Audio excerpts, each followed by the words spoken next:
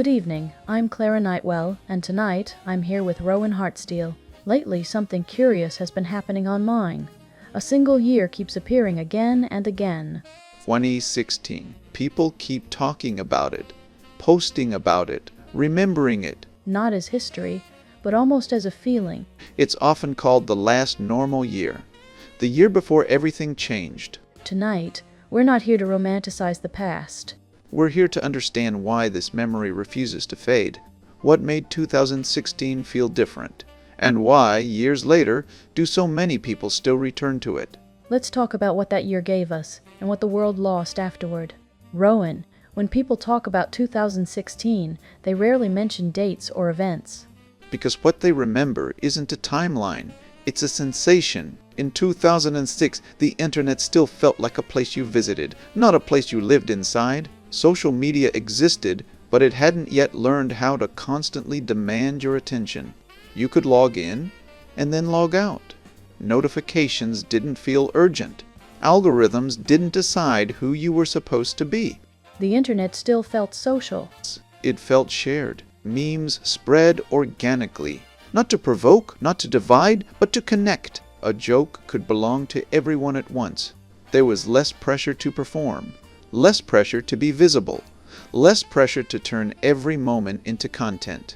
People weren't constantly measuring themselves against each other. So the comparison hadn't taken over yet. Not completely.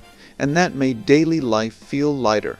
People remember laughing more easily, sharing music, discovering things without feeling late. It wasn't a perfect year, but it was a breathable one.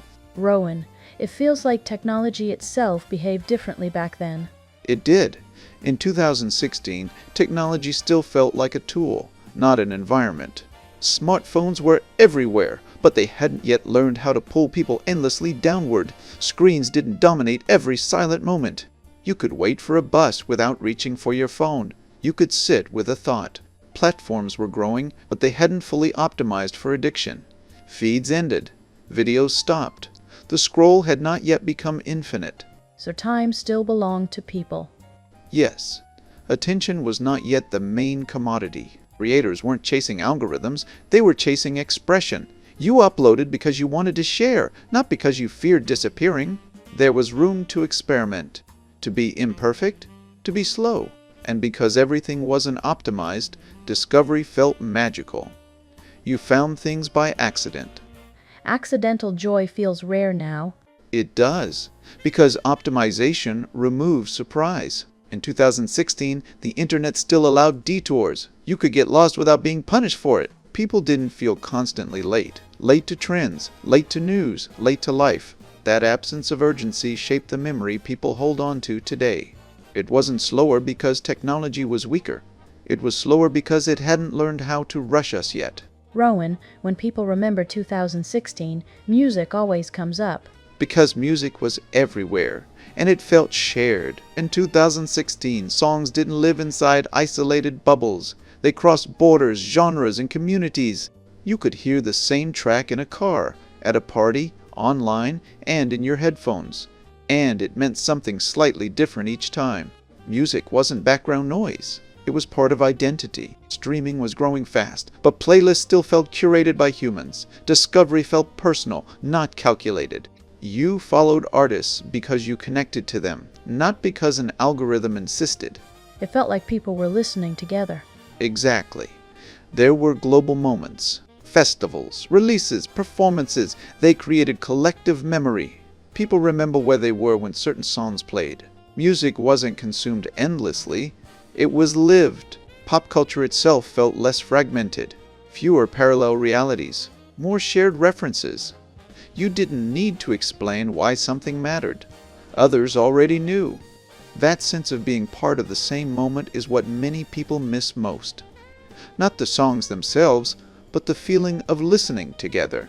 Rowan, humor from that time feels different when people look back. Because humor in 2016 wasn't defensive yet.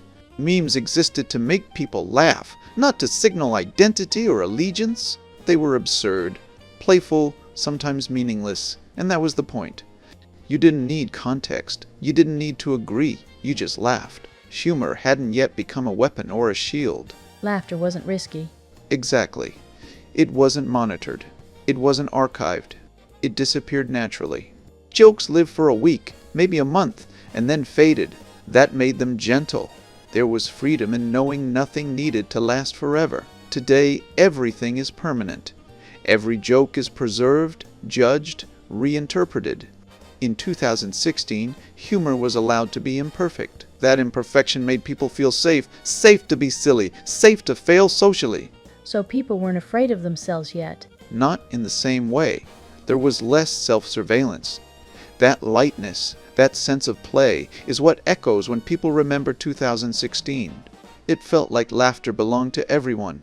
Rowan, at some point, that atmosphere began to shift. Yes, not suddenly, but quietly. The world didn't change overnight, it tilted.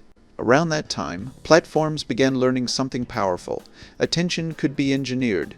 What kept people calm didn't keep them engaged. What provoked emotion did.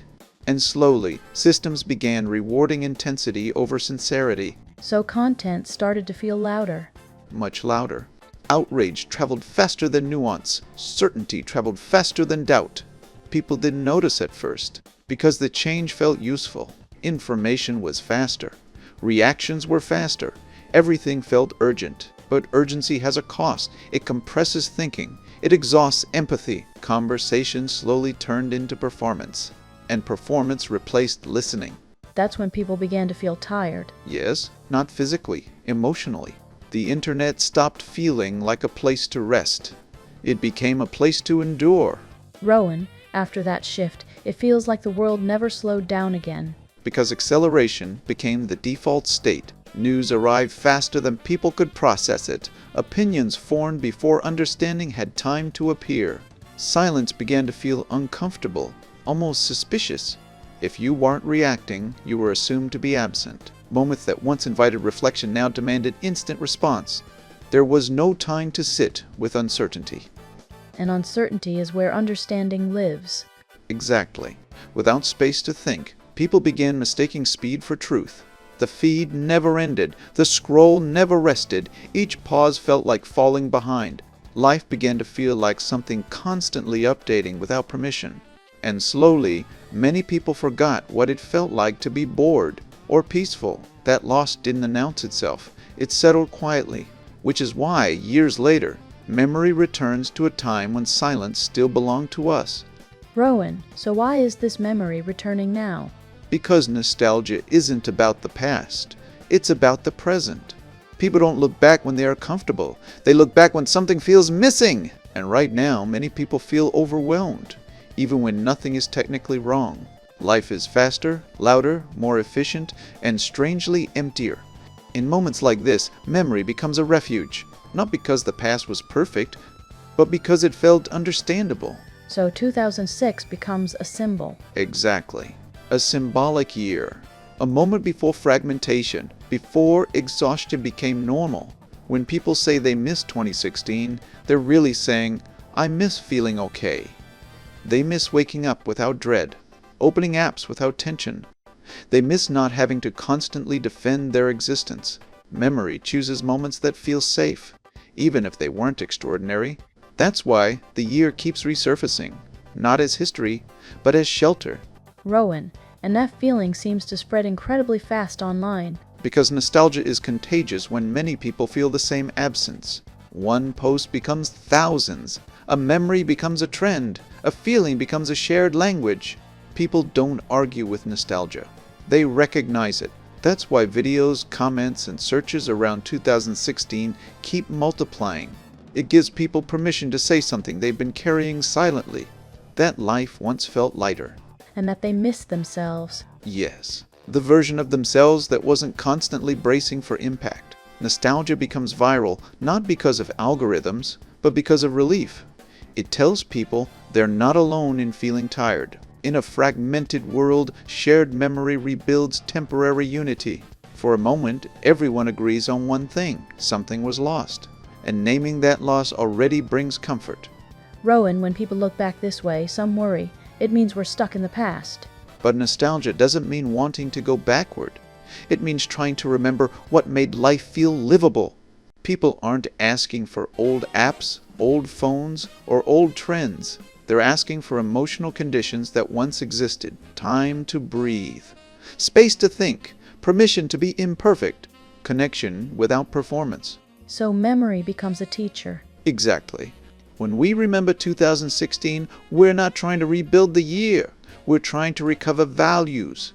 Slowness, curiosity, shared experience. Things progress should never have erased. The past reminds us that another rhythm is possible, and that the future doesn't have to feel exhausting to be modern. Remembering isn't escaping. It's recalibrating. Before we close tonight, let's take a short pause and welcome Margaret. Margaret, listening to this conversation, I kept wondering, why does the past so often feel better than it really was? That's a beautiful question, Clara, and it's one many people quietly carry. There's a book called The Art of Nostalgia by Anne Erickson that explores exactly this feeling. Does it say that nostalgia is misleading us? Not at all. It suggests something much kinder. Nostalgia doesn't rewrite the past to deceive us. It reshapes it to protect us. To make the present easier to bear. Exactly. When the world feels uncertain, memory softens what came before. Not because it was perfect, but because remembering helps us feel stable. The book explains that when people say things were better back then, they're often saying, I felt safer back then. So nostalgia isn't about time, it's about emotion. Yes, it's memory trying to comfort us. That makes it feel much less like weakness. It isn't weakness at all. It's a very human response to uncertainty. Thank you, Margaret. That was a beautiful way to understand what we've been feeling tonight. Thank you, Clara. It was a pleasure to share it. After everything we've talked about tonight, one thing becomes clear. We don't return to 2016 because it was perfect. We return because it reminds us of a version of ourselves that felt lighter, a time when the world still felt understandable, even when it was complicated. Nostalgia doesn't ask us to live in the past. It asks us to remember what made us feel human, and maybe to protect that feeling as we move forward. Thank you for staying with us tonight. If this conversation kept you company, even for a moment, then it already fulfilled its purpose. If you'd like to keep sharing these quiet moments with us, you can like this episode, leave a comment, and subscribe to the channel. We'll be here again soon, with another story, another memory, another conversation. Until then, take care of yourself, and thank you for listening.